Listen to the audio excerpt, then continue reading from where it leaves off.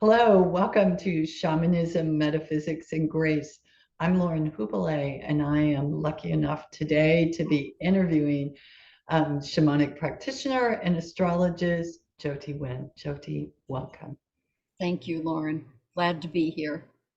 Jyoti, I know I'm not the only one that has been waiting for this incredible update for this year ahead. There's been so many interesting predictions out there. And after the years that we have gone through leading up to it, I know there is great interest. So, with that, why don't you take us into 2023? Thank you, Lauren. It's a very pivotal year, pivotal and yet preparatory. And so I want to look back to the time frame of 1778 to 1798. It was a very revolutionary and transformative period of time that changed the way the world viewed power, money, technology, and society as a whole. And I mention that time frame because Pluto is again entering Aquarius on the 24th of March. And it is the main aspect for the year.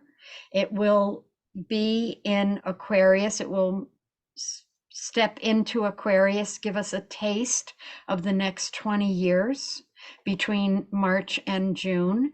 Then it will retrograde back through Capricorn, where it's been for the past bunch of years. And then in January, I think it's January of 24, officially January 21st, 2024, Pluto enters Aquarius for 20 years. So what this looks like is, it has a lot of different flavors to it. It'll be more the rise of AI technology. It'll be harder to have a human on the other end of the phone when you call a company or a technology. It's also heralding a time of revolution, and it's the people's revolution. It's Aquarius. It's the people's revolution. It's the people being tired of dictated to or controlled or looked at as expendable. Hmm. Hmm.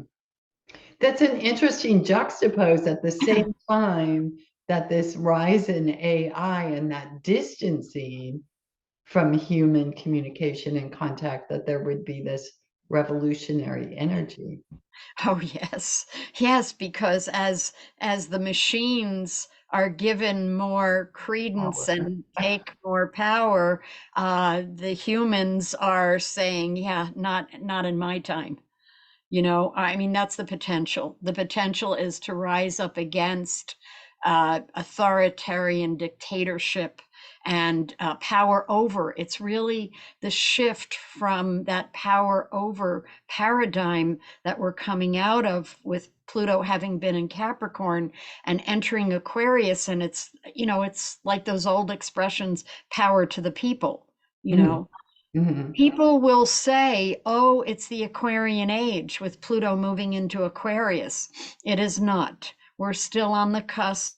We have 150 to 200 years before the golden age of Aquarius. And if you look around, you can see this is not a golden age.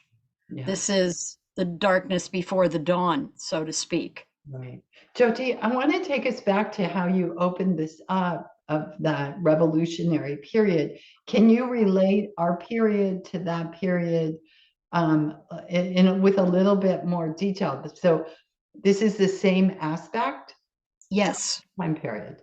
Yes. So it was a period of revolution and revolting against that power over, feeling and people wanting as a whole a more of their own voice, more of what they felt was true.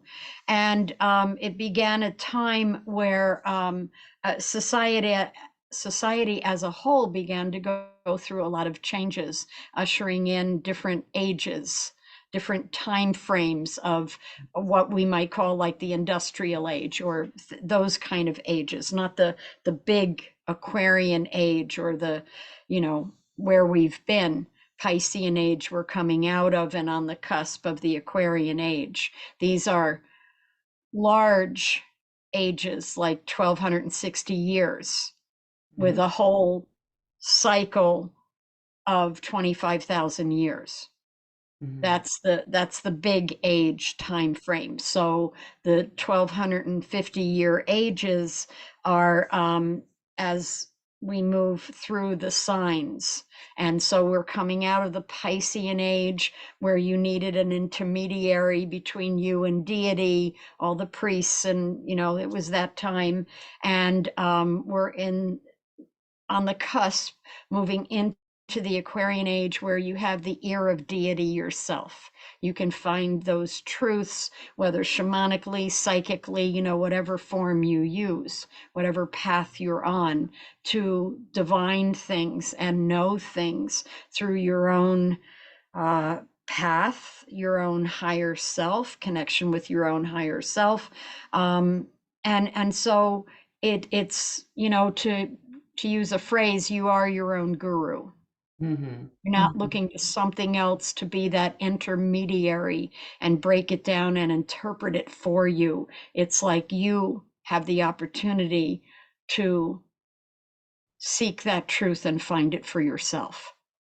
Well, the beauty in this, Jyoti, that I've experienced personally is I'm seeing that in people I would least expect. Yes, And yes, the conversation is much more on this very normal plane, like at the checkout at the grocery store, or, you know, wherever, when you go for a walk and you run into someone, there seems to be more of a sense of agreement that this is where we're going, and this interest of finding out things for myself and not having to rely on an intermediary. yes, yes. And I find it with my clients in the chart readings, Mhm. um, that they're getting rid of things, whether it's physical things or whether it's emotional things. They're, realizing, hey, I can't carry this with me. This really is more of a family system I'm, coming out of and trying to heal and working with. And this can't go into where we're going. People that I wouldn't have thought were looking at things like that. Their interests usually were elsewhere. Um, so I just want to mention that part of the important part of this Pluto giving us a taste of this entrance into Aquarius is the 24th of April to the 9th of May. Pluto is stationing, meaning it appears to be the same degree and minute, and it's in its most powerful moment in time. And then it will retrograde from back into Capricorn from June of 23 through January of 24. And so we'll be in this powerful transformative phase from the end of April to early May, and then going back and returning to politics, business as usual, corporate structural transformation that's been trying to happen over the past, let's say, 15 years. So we'll go back over some of that between June of 23 through January of 24, and then Pluto will move into Aquarius and stay for 20 years. That's long. Even for Pluto's transit, that's a long time for Pluto to be in one sign. So what I think I understand you saying, we're going to have this glimpse, but several weeks of a glimpse of what it can be like. And then sadly, we go back to business as usual, which is always challenging. It is challenging but you get to see what's not on par. You get to see Mhm. what needs to be shifted and changed or let go Okay. of. Okay. Okay, So it's so kind of like the veil is being brought back during that time. yes, but you've had a glimpse of something else Mm. from Ah, Pluto March to June. You've had a glimpse of something else. You've had a glimpse of where we're going and what is on the horizon and what works and what doesn't work in a clearer way, even starker way. And so then we return to the business as usual as it's been, and it's more of a oh yeah, this doesn't work. Yeah, I can't abide with this, or it's time to let go of this and yeah. that. Yeah. Yeah, Well, it's interesting. I'm thinking through some of our past conversations of recent time, and there was this period right before the new year of, you know, getting prepared to go through that portal, right? And not feeling like you could fit with all the stuff, right? yeah, And then, so now we're kind of on the other side. We can't go back from no, here, no, there's right? no going back. Right. And then we're going to get this glimpse of what's to come. Yes. Wow. Yes. Wow. Yes, and it's going to open up. I mean, when it goes in and stays there in January of 24, I mean, it's going to open up new frontiers, whether that's space, whether that's technology, whether that's the financial paradigm, and maybe not, or maybe and, Hmm. you Maybe. know, all of those arenas are up for grabs. And the planet Uranus is in Taurus and continues in Taurus, and we'll be seeing more and more like earthquakes and earth changes over this year. It's been there for a couple of years now and continues, and it Uranus in Taurus kind of changes some of the earth magnetism, and it's just, you know, the planet Uranus is the ruler of Aquarius, and it's unexpected, expect the unexpected, so to speak. And in earth sign of Taurus, you can expect some earth changes this year. We've had an uptick in some volcanic eruptions and some earthquakes, and you know, even the flooding in California as we speak. And what was that period again, Jyoti? It's the continuing. It's been Okay. already here happening, Uranus and Taurus, for a couple of years, and will continue Okay. Okay. across the year. Okay. Great. Great. And Saturn is going to be entering Pisces in on the 7th of March. And it's going to be a 2-year period of Saturn going through Pisces. It's just coming out of Aquarius. And it's about, perhaps for some people, laying foundations of faith, laying foundations in their spiritual path, their religious belief systems, and potentially evoking more of a sense of service from people, wanting to be of service. Because, you know, we're all in this together and we really have to help each other. And as, let's say, people are dissatisfied with the status quo, let's say, and with Pluto and Aquarius and fomenting some revolutionary basis sometimes from time to time, um, we'll have to help each other. We'll be left to our own resources. Yeah, but and that goes right in with this new age of seeing, not just seeing yourself and serving yourself, but seeing a wider need and perspective beyond yourself. Yes, It also fits with the shamanic view of that's our role, right? yes. To evolve ourselves so we can be of service to others. Of service to our tribe, Yeah. you know? I mean, from the original role of shaman. So bringing it back to closer in now, Um, Mars is going to go direct. It's been retrograde for several months. It'll go direct on the 12th in a couple days. And Mercury will go direct. It's been retrograde through the passage of the new year. It'll go direct on the 18th. And so things really start moving, and you might be able to even feel it, already. Mars it's been stationing, it's getting ready to go direct. And so projects that have been waiting in the wings, things that just didn't solidify, will start showing themselves, and the opportunities to move forward with those kinds of things. And so, from a Chinese astrology point of view, we're moving into the year of the water rabbit in February. Sorry, January. January is the beginning of the Chinese New Year this year, if I'm not mistaken.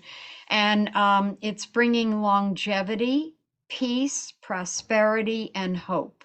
That is the year of the rabbit. Beautiful. I'll take those. Yeah, I'll take those too. Absolutely. Yes. Um, so we did a shamanic journey to the upper world, to bring in a little shamanic energy here, um, recently. And so it was to look at 2023 individually and collectively. So I'd like to share just a few things that people brought back as messages.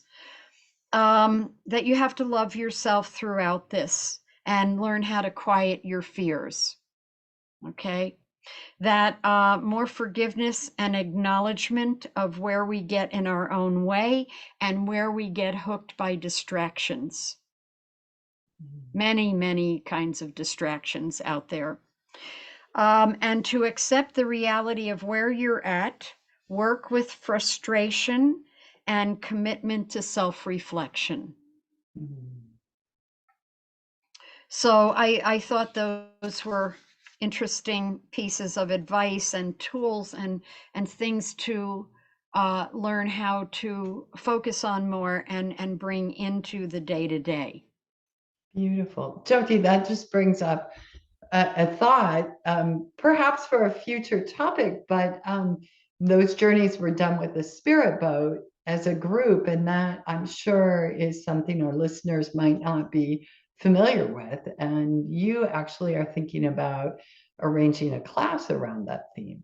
Yeah, yeah, for a 4 session class to um, in indigenous peoples, they use the spirit boat as a vehicle, literally and figuratively, to um, divine certain things, to learn certain things, to have certain kinds of experiences. So I want to expand on that and learn from it myself. Beautiful. So if that sparks an interest in any of our listeners, you might want to reach out to Jyoti, make sure you're on her newsletter email so you would be informed when that's coming up.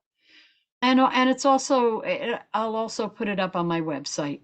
Great, great. What else do you have to share today, Jyoti? Well, I think that people have felt like they've come out of this very deep, intense time frame over the past several years. Okay. So and people are looking to returning to things the way they were, and there's no going back. This is the reality of now. And that, they're hoping that this year is like a real turning point for them and that things will just progressively get better. I think that what that hope is more about 2024 in reality. I feel like this year we're going to get a taste of some things and we're going to prepare for 2024.